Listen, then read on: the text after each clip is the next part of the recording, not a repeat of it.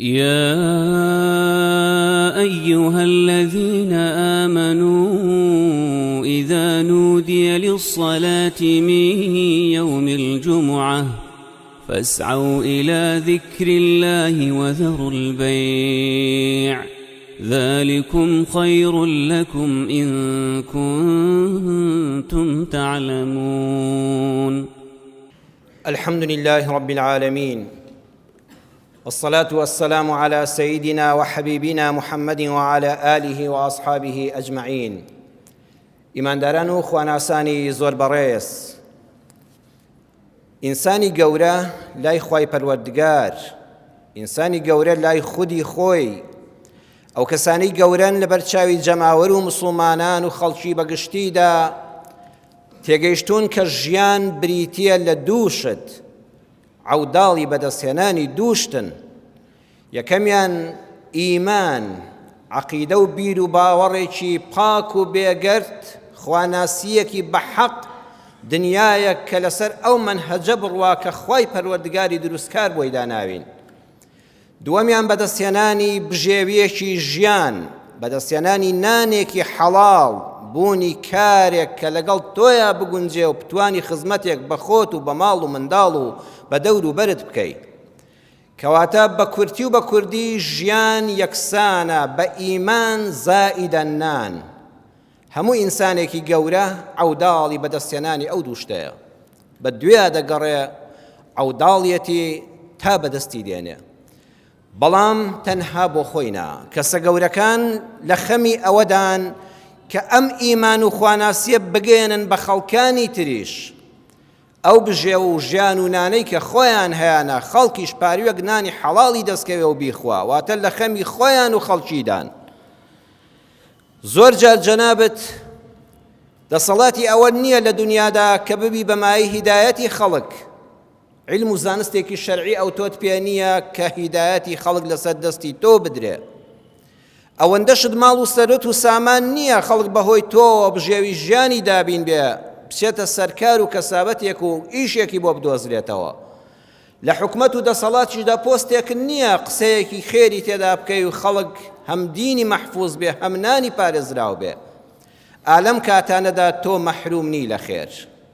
هەوڵ بدە بۆ ئەوەی مرۆڤێکی گەورەبی لای خوا و خۆت و خەڵک ئاگال لە دڵت بێ، هەمیشە بە دڵ خۆزگە بخوازە کە خۆک و خۆت ئیمانداری، هەمیشە خەڵکی زۆر ئیماندار بن. خۆشحاڵ ببەوەی کەوا خەڵکی ڕوو لە دینن. هەر کاتێک دڵ و دەروونت بەبینینی ئەو ئیماندارانی ئەهلی مزگەوت، مزگەوتەکان بەگشتی لە کەناڵێکەوە بینیت ئیمانداران زۆرن، دەوری کەعبەی ماڵی خوا قەرەباڵغا، تۆ فەرەحی بەدڵتا دێ. ئەگەر ئاوا بووی تۆ گەورەی. ئەو کاتەی کەوا بینیت خەڵک سوپاس بۆ خوا فڵان گەنجە ئیشێکی دەستکەوتووە، فڵان بازرگان کەسێکی خێرە و مەندە و خەڵک لە دەوری حەواوەتەوە، لە ماڵی خۆتەوە خۆشحاڵی بەدڵتا هات، دڵت بە خۆت خۆش بێت، تۆ کەسێکی گەورەی. مرۆڤە گەورەکان بە هەمیشەی عەوداڵی ئەوەن خۆزگە دەخوازن بە نێتی ناودڵیان، بە عیلم و زانیاریان، بە پێگە و مەنسەبیان، بە ماڵ و سەروەت و سامانیان. خەڵک ئەو دوو شتەی هەبێ، هەم دین و ئیمانی هەبێ، هەم نان و ژیانی هەبێ، گوزەرانی هەبێ، کاری هەبێ و بێکار نەبێ. بەدڵ ئاواتی بۆ دەخوازێ و چەندی دەسەڵاتیشی هەبێ بەسەر خەڵکا بڵاوی دەکاتەوە. ئەی مرۆڤە بچووکەکان ڕێک بە پێچەوانەوە. هەر کەسێکت بینی ئەم دوو سیفەتەی تێدا بوو، بزانە ئەوە لای خوا زۆر بچووکە، ئەوە لە دڵی خۆشیە خۆشی پێ بچووکە و لەبەر چاوی موسڵمانانیش بێ نرخە. ئەو کەسەی کەوا زانستەکەی جا حەزەکە بە دکتۆرا هەبێ، پرۆفیسۆر بێ، پێگە سیاسیەکەی لە ناو حیزب و حکومەتە، ئەو کەسەی ماڵ و سەروەت و سامان و ڕاگەیاندن و کەناڵەکەی بەکاردێنێ بۆچی؟ بۆ بێدینکردنی خەڵک. هەر کەسێکت بینی بەردەوام لە دین و عەقیدە و مەبدەئی ئەم میلەتەی دەدا، ئەوە کەسێکی زۆر بچووکە، جاناوی هەر کەسێکە و لە هەر پێگەیەکایە، هەر ئاستێکی زانستی هەیە. دووەمیان خەڵکی بچووک لە نێتی ناو دڵیەوە تا بەکردار هەوڵی نانبڕینی خەڵک دەدا. ئەگەر هیچ دەسەڵاتی نەبوو بە بوونی موسڵمانان خۆشحاڵ نییە، و ئەگەر زمانی کەوتەکار و ئیمزایەکی هەبوو لە جیاتی خەڵک دامەزرێنە خەڵک فەسڵ دەکا، بەردەوام لە هەوڵی نانبڕیندایە. ئەمەش زۆر خەتەرە. مرۆڤ بە ئەوە بچووک دەبێتەوە و دنیا و قیامەتی لەدەست دەدا کە خەڵکی بێدین کە و خەڵکی بێنان و بێژین کە. یەکێ پرسیار دەکا پەیوەندی چییە لە نێوانی ئیمان و ناندا؟ بۆچی ئەمە وتارەکەمان ئەوەیە ژیان یەکسانە بە ئیمان زائیدە نان؟ ئایا پەیوەندی لە نێوان ئیمان و نان لەگەڵ بژێوی ژیاندا هەیە؟ ئەڵێن بەڵێ. بەڵگەمان چییە؟ بەڵگەمان فەرمودەی پێغەمبەرە صلی الله عليه وسلم لە حەدیثێکە کە ئیمامی نەسائی بە صحیح ڕیواەتی کردووە ژمارەی فەرمودەکە 1347 دەفەرمێ پێغەمبەری خوا صلی الله عليه وسلم دوای هەموو نوێژێک بە تەواوی تەمەنی ئەوە دوعای بووە. یەکێ لە دوعاکانی ئەوە بووە، هەڵنەستاوە لە شوێنی نوێژی تا ئەم دوعای نەکردووە: اللهم إني أعوذ بك من الكفر والفقر وعذاب القبر. ئەگە حەدیثی پێغەمبەرتان خوێندەوە صلی الله عليه وسلم خۆشەویستان، تخوا هەر بە کورتی مەیکەن بە کوردی بە یەک دیار حەدیثەکە دێڕێکە، ئەوە لە زمانی ئەو خۆشەویستەوە دێڕێکە. تۆ نابێت بە کوردی ژێرنووسێکی بۆ بکەی، ئەوە حەدیث بە خەساردانە. با ئێمە بە وردی لە خزمەت ئەم فەرمودەیە دابین. اللهم یعنی یا الله، پاڕانەوە دەبێت یەکەم جار زەلیل بی لە حزوری خوادا. پێغەمبەر صلی الله عليه وسلم خاتەمی هەموو ئەنبیا و مرسەلین بەم زەلیلیە دەستی بەرز دەکاتەوە بەلای خوا. ئینی یا ڕەبی خوایە، یا ئەڵڵا، من دان دەنێم بە خۆمدا کە چەند لاوازم، لە ناخی دڵەوە خۆم دەناسم کە چەند لاوازم. واللهی ئەم سێ بەڵایە کە ڕوو لە مرۆڤ دەکا، نە بە تەقوا و دینداری، نە بە عیلم و زانیاری، نە بە ماڵ و سەروەت و سامان، نە بە قەوم و عەشیرەت، نە بە هێز و چەکدار، خوایە ناتوانن لەم بەڵایە بمپارێزن. بۆیە ئەوە دێم پەنا بۆ چێدێنم ئەعوذ یا ڕەبی خوایە ئەمە زۆر سام ناکە، ئەمە لە هەموو دڕندەیەک، لە هەموو شێر و پڵنگێک یا ڕەبی خوایە سام ناکترە، لە هەموو مارود و پشکێک بە ئازارترە. خوایە ئەوەی کەوا پەنای پێ ببرێ، من لە ترسانە پەنام بۆ تۆ هێنا، من زۆر داماوم. پەناکەش بەچێ دەبرێ؟ بیکە خوایە بەس خۆت دەتوانی بمپارێزی. ئەمە عەقیدەی موسڵمانە. خوایە لەم سێ مەترسیدارە تەنها تۆ دەتوانی بمپارێزی، بۆیە من پەنام بۆ تۆ هێنا. بزانین بەڕێزان، ئەو سێ بەڵا گەورەیە یا ڕەبی خوا ئێمەش بپارێزێت چییە؟ یەکەمیان ئەلکوفر، یا ڕەبی خوایە یا ئەڵڵا پەنام پێگرتی بە گەورەی خۆت بمپارێزە لە کافر بوون، پەنا بەخوا، لە بێدین بوون کە دینن نەما، هیچ شتێکن نەماوە. نەچی بە خۆت بنازی بڵێ ئەوەندە عیلمم پێیە، هەموو قورئانم لەبەرە، ئەوەندەم سونەت لەبەرە، خۆم دەپارێزم. بڵێ یا ئەڵڵا پەنا بە تۆ دەگرم، تۆ بمپارێزی لە کافر بوون. واللهی خەڵک هەبووە هەموو قورئانی لەبەر بۆ دواتر کافر بووە، خەڵک هەبووە نووسەری ئیسلامی بۆ ئێستا بێدینترین مرۆڤە. پەنا بگرە بەخوا. ئەوە پێغەمبەرە صلی الله عليه وسلم تۆ تەقوال لەو زیاترە، نەعوذ بالله، تۆ علمت لەو زیاترە، تۆ لە خوا نزیکتری. پێنج فەرزە دەیفەرموو خوایە پەنا بە تۆ دەگرم لە کافر بوون. دایمە پەنا بگرە بەخوا لە کافر بوون. هیچ شتێک لە بێدینی خەتەرتر نییە بۆ تۆی مرۆڤ، هیچ شتێک لەوە خەتەرتر نییە. دوای کافر بوون چی؟ ئەلفەقر، یا ڕەبی خوا لە فەقیری بمپارێزە. بەخوا نەڵی سەروەت و سامانم زۆرە و پارەم زۆرە، فەقیری بە من ناوێرێ. ئەو خوای گەورە پەناد نەدا لە یەک چرکەدا هیچن نامێنێ. نەڵی عیلم و زانستی ئابووریم زۆرە، خەڵکم لە دەورە، کۆمەکم دەبن، هەموو دنیا پشت و پەناد بێ. ئەو ئەڵڵایە پشتیوانی لێ نەکا، فەقیری بە چۆکتا دێنێ. بەس خوا دەبێت لە فەقیری بمان پارێزێ. سێمیش یا ڕەبی خوا لە سزای ناوگۆڕ بمپارێزە. ئەم سیانە بەیەکەوە. بۆچی بەیەکەون؟ کاتێک کە ئینسان هەژار کەوت مەترسی، کاتێک کە ئینسان هەژار کەوت مەترسی لەسەر دینەکەشی دروست دەبێت. زۆر مرۆڤی باش هەن ناخیان پڕە لە چاکە، بەڵام سەختی ژیان و دژواری ڕۆژگار، شانی خواردکردوون، واللهی زۆر جار تووشی هەڵە و تاوانی گەورە دەبن. ئەگەر فەقیر نەبوون، گیرفانیان بەتاڵ نەبوویایە، لە ناخەوە وێران نەبوون، ناخیان گیرفان بەتاڵی وێرانی کرد. زۆربەی حکوومەتی جیهانی، بەڵکو بە گشتی هەمووی لە کۆنەوە تا ئێستا و تا داهاتوش بەڕێزان لەسەر ئەوە کۆکن. بۆ جیهانی مسلمانان ئەگەر دەتەوێت وڵاتانی مسلمان لە ناوبەری سێ شتی بۆ بکە. یەکەم جەنگیان بخەناوەوە، ئەوە سیاسەتی داگیرکاری هەموو وڵاتان و کوفری عالەمی بە وڵاتی ئیسلام. یەکەم ناکۆچیان کە لە ناوان خۆیاندا، شەڕ کەوتە هەر وڵاتێکەوە خەڵک بێکار دەبێ. یەکسەر کارەکانیان لەدەست دەدەن، معاملەکان ڕادەوەستن، پارەی نان و خود ئەبێ بدرێ بە سیلاح و فیشەک و ساڕۆخ و بەیەکەوەنێن.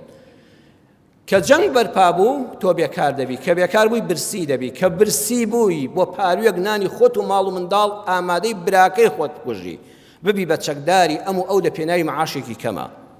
ئەو کاتە پەنا بەخوای گەورە ئەو ئەفریقیا ئەوانە بڕۆن بپرسن و بخوێننەوە هەمووی خەڵکی موسڵمان بوو، بۆ کیسەیەک برنج بۆ یەک فەردە ئەرکابرا دینی خۆی وەڕاند و بوو بە مەسیحی، بوو بە جوولەکە، بوو بە مولحید، بۆ یەک فەردە برنج، بۆ یەک فەردە ئار لە برساندا، دینەکەی لەدەستدا.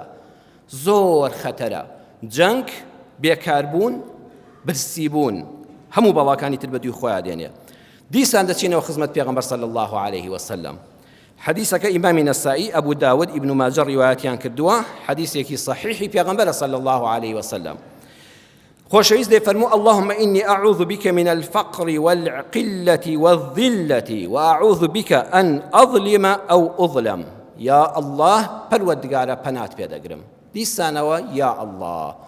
دعاء دبل ناخد الله بكل برزان. إما زور جا دعاء دكين والله دست من وايا خيال دعاء لبازار يا خيال اللي فلان كسيا أو دعانيا اللهم يا الله تواوي اشتكان لبرتشاو اللابة بس الله ببينا يا الله هانام بو هناي خوايا بنات بيدا قرم بس بتو دا باريزرم لأمشتانا ديسان. أما الدعاء بيغمبر صلى الله عليه وسلم من الفقر أم جارك فركي لقلنا فقيري هنا لبيشوا يا ربي خوايا لهجاري بن باريزا يا ربي خوايا لهجاري عقل بن باريزا هوا باريز زورة بس عقلي فقيرة همووی دادنێ. یا ربی خوا لە هەژاری گیرفان بمپارێزە، یا ربی خوا لە هەژاری معریفەت و علم بمپارێزە، ئەمانە من نەبێ هەژارم. یا الله لە هەژاری بە گەورەی خۆت پەنات پێدەگرم بمپارێزە.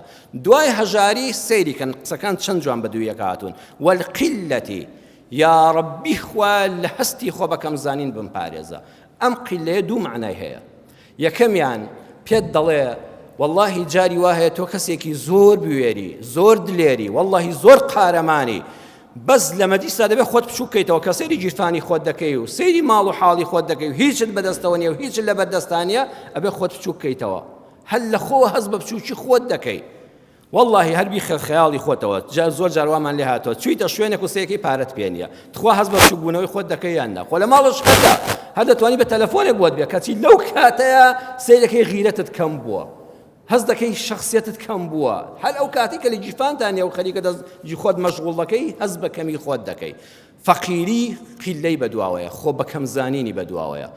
هێز و گوڕێکی زۆرت هەیە بەڵام چونکە فەقیری هەمووی دەفەوتێ. دووەمیان مامۆستای زانا مامۆستا عەباس محەممەد ئەمین کە کتێبی صحیحی سونەنی نەسائی کردووە بە کوردی لە بەرگی 4دا لە لاپەڕی 461 ئەم حەدیسەم خوێندەوە لەو کتێبەدا مانایەکی جوانی کردووە. دەڵێ ئەلقیلە بە معنای کەمی خێر و خێرات دێ. واللهی خوایە زۆرم حەز لە خێر و خێرات بوو، بەڵام وەرە کاکە گیرفانت خاڵی بۆ خێر بکە ناکرێت. ئەگەر فەقیر بووی خێر و خێراتت کەم دەبێ، ئەگەر فەقیر بووی سەبرت کەم دەبێ. خوایە بمپارێزیلەوەی بەهۆی فەقیریەوە سەبر و تەحەمولم نەمێنێ. خۆی دوو مرۆڤمان هەیە، دەوڵەمەندمان هەیە، فەقیرمان هەیە. دەوڵەمەندی ڕاستەقینە ئێستا بەڕێزان هەموو شتەکان بەسەریەکە شێواون.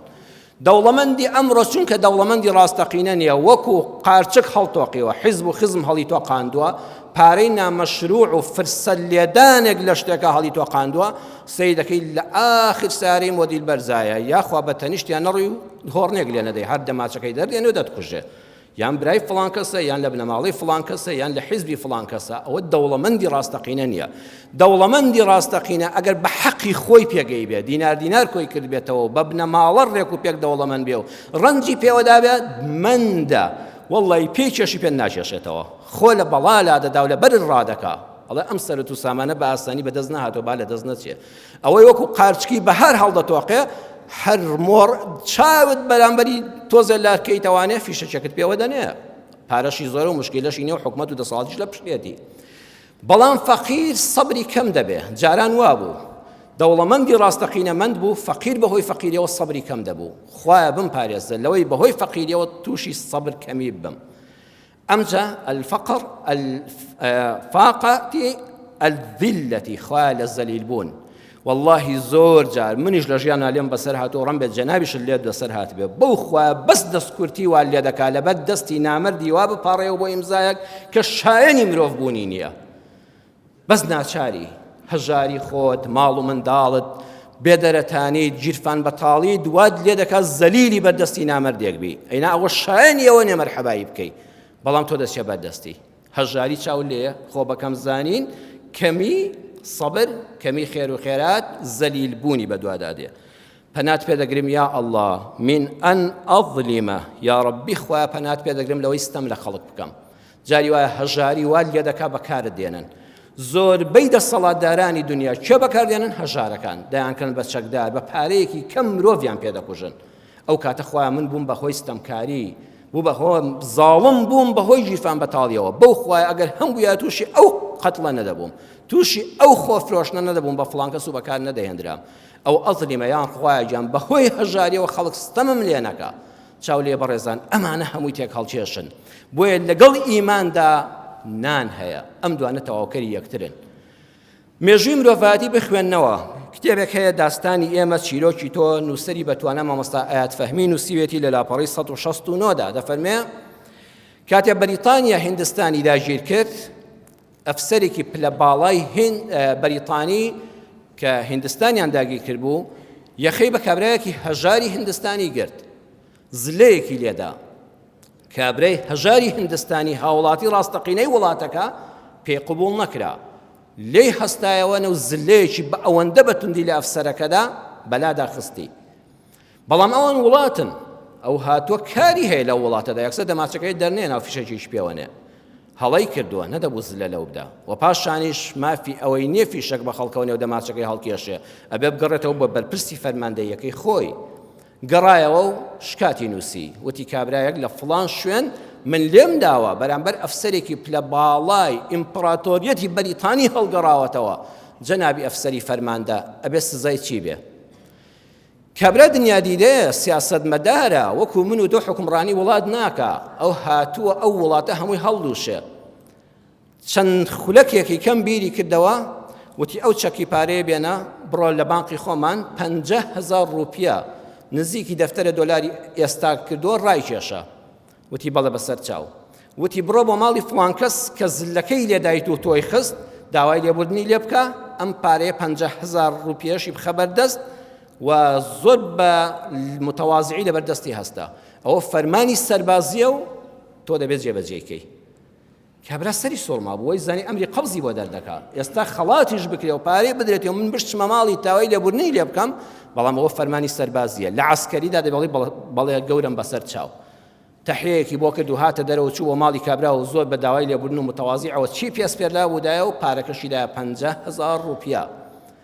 دوای ماوەیەکی زۆری پێچوو کابرا دەستی کرد بە کار و کەسابەت و بوژایەوە ئەفسەری پلە باڵا بانگی ئەو ئەفسەرەی کردەوە وتی ئەوە لە بیر ماوە کابرایەکی هاوڵاتی هیندستانی توانی زلە لە ئەفسەرێکی ئێمەدا وتی قوربان چاک لە بیرمە بەڵام ناوێرم هەر باسی بکەمەوە نەوەک دووەم جار خەڵاتی بکەیەوەتی ناڕۆڵە گیان خەڵاتی ناکەم ئێستا کاتی تۆڵەیە ئێستا بڕۆ لە هەمان شوێنە لەبەر چاوی جەماوەرێکی زۆرە بە هەموو یەزی خۆت زلەیەکی لێ بدەوە وتی قوربان دەترسم ئێستا پارەی زۆرە ئێستا خەڵک بە دەوریەوەیەتی ئێستا کارمەندی زۆری هەیە ئەترسم ئەم جارە هەر بم کوژێ وتی نانا خەمن نەبێ ئێمە سەرمان لە سیاسەت ئاسپی کردووە چوو لەبەر چاوی ئەو هەموو خەڵکەی ناو بازاڕە بە هەموو هێزی خۆی زلەیەکی لێدا ئەم جارە ئەو ئەوی خست کابرا دەستی بە ڕوومەتیەوە گرت وتی داوای لێبوردن لێ دەکەم دەست لەسەر سنگ کشایەوە ڕۆیشتەوە بۆ ماڵەوە گەڕایە وتی گەورم زۆر سەیر بوو هەر هیچ هەستێکی نەبوو وتی کاکی خۆم کوڕی خۆم ئەوەی یەکەم جار فەقیر بوو پارەی نەبوو بەڵام حرمەتی هەبوو بەڵام کەسایەتی هەبوو بەڵام ڕێزێکی هەبوو بە 50,000 ڕوپیا هەمومان لێ کڕی ئێستا هیچی نەماوە بەس پارەی هەیە بە دڵی خۆل لێیاندا من لەم وڵاتەیە پارە دەڕێژم وان لێ دەکەم بە ئارزووی خۆل لێیاندا هەر ئەبێ دەست لەسەر سنگ بن ئێستا هەموو وڵاتانی دنیا دێنە وڵاتی ئێمە دێنە عێراق بەگشتی دێنە وڵاتانی عەرەبی و ئیسلامی پارە دەدەنە بەرپرسانی گەورە وان لێ دەکەن من چیم پێکوتی دەبێت تۆ بگە ئەو پێ دەڵێت تۆ کەی هەڵبژاردم کە تۆ لە وڵاتی خۆت دای ئەو پێ دەڵێ هێزی پێشمەرگەیەک هەیە چی نەخەی وال لێ دەکەم تۆ پێشمەرگەی خۆتە سیلاحی خۆتە کوڕی خۆتە ئەو ئەمرت بەسەرا دەکات بۆ چونکە تۆ هیچ نەماوە بە پارە هەموو لە دەست داوە هیچ سەروەریەکت بۆ نەماوەتەوە چاولێ پێغەمبەر صلی الله عليه وسلم بە قوربانی ناوی پیرۆزی محەممەد صلی الله عليه وسلم خۆزگە ئەوەی سیاسەتمەدارە ئەوەی سەرەداوێکی وڵاتی بەدەستە بگەڕایەوە خزمەت یەک فەرمودەی پێغەمبەر صلی الله عليه وسلم فەقیری خۆ بە کەمزانین زەلیل بوون زوڵمکردن زاڵم بوون بەسەر تا هەمووی بەهۆی هەژاریەوەیە مەهێڵە ژیرفانت هەژار بێت تا توانات هەیە کار بکە کۆتایی وتارەکەم بە یەک دێڕێنم ئەویش ئەوەیە ئەمڕۆ زۆربەی کات دەوترێن نان و ئازادی ئەی بۆ ئێمە وتمان ئیمان و نان لەبەرەوەی بەڕێزان تو ئەگە بە هەر حاڵێکەوە بمری قیامەتت ئاوادان بوو هەر سەرفرازی بەڵام هەموو نانی دنیا و خۆشگوزارانی هەبێ پەنا بەخوا بە بێ ئیمانی مردی قیامەتت دوێرانە ئەوە سەرگەردانیە دووەمیان ئیمان یعنی ئازادی ڕاستەقینە کە ئیمانت هەبوو ئازادی لە هەڵبژاردننی بیر و باوەڕتدا لە هەڵبژاردننی هاوسەرتدا لە هەڵبژاردننی کارتدا لە هەڵبژاردننی شوێنی نیشتە جێبوونتدا ئیمان یعنی تەواوی هەموو ئازادیەکان ئیمان فێرت دەکا نەمافی خەڵک بخۆ نەبهێڵە مافت بخورێ بە شێوەی ئاشتیانە داوای مافی خۆت بکە ئیمان پێمان دەڵێ ئازادی ڕاستەقینە ئەوە نییە تۆ بۆ چەند چرکە و خولەکێک ئازادی بە چێژێکی حەرام بگەی بەڵام هەموو ژیانت مەینەتی و پەشیمانی بێ ئازادی ئەوەیە ئازادیەکەت هەمیشەی بێ هەتا ئازاد بی ئەو مافە ئازادی کە وەردەگرت داواکارم لە خوای پەروەردگار یا ڕەبی خوا ئیمانمان سەلامەت کەی یا ڕەبی خوا ئیمانمان سەلامەت کەی خوایە بژێوی و ژیانمان فراوان کەی یا ڕەبی خوا لە فەقیری بمان پارێزی لە کافری بمان پارێزی لە عەزابی گۆڕ بمان پارێزی یا ڕەبی خوای محتاجی دەستی نامەردانمان نەکەی خوای ئەم وڵاتی کوردستانە و هەموو وڵاتان پڕکەی لە دینی پاکی ئیسلام لە بژێوی و ژیانێکی خۆشی شایستە بە مرۆڤ یا ڕەبی خوای ئەو کەسانی دەستکوت و نەدارن خوا دەرگای ڕزق و ڕۆزی فراوانیان لێ بکەیتەوە ئەوانەی خێرەومەندن ئەوانەی لەم مانگی پیرۆزەدا ئێستا بە تەمای ئامادەکردنی قوربانین و لە جیاتیەوەی خەڵک بکەن بە قوربانی گۆشتی قوربانی ئەدەن بە خەڵک یا ڕەبی خوای هەزاران ئەوەندەیان پێ ببەخشی خوای ڕەحم بە حاڵی هەموو لایەکمان بکەی خوای ڕەحم بە نەخۆشەکانمان بکەی بە تایبەت یا ئەڵڵا ئەوەی لەش بە ئازار و نەخۆشی هەیە یا ڕەبی خوای شیفای بدەی خوای ئازاری لەسەر لابەری خوای بە گەورەیی و عەلیمی خۆت یا عەلیم علمی خوێندکارەکانمان زیاد کەی یا ڕەبی خوای ئەو ڕۆڵانەمان کەوا لە دوانزەی ئامادەیەکاندان یا ڕەبی خوای بە ئاواتی خۆیان بگەن خوای دەرەجە و نمرەیەک بێنن کە پێی بەختەوەری دنیا و قیامەت بن یا ڕەبی خوای ئەولادمان صالح کەی ئەوەش ئەولادی نێ خوای ئەولادی صالحی پێ ببەخشی ئامین ئامین والحمد لله رب العالمين يا أيها الذين آمنوا إذا نودي للصلاة من يوم الجمعة فاسعوا إلى ذكر الله وذروا البيع ذلكم خير لكم إن كنتم تعلمون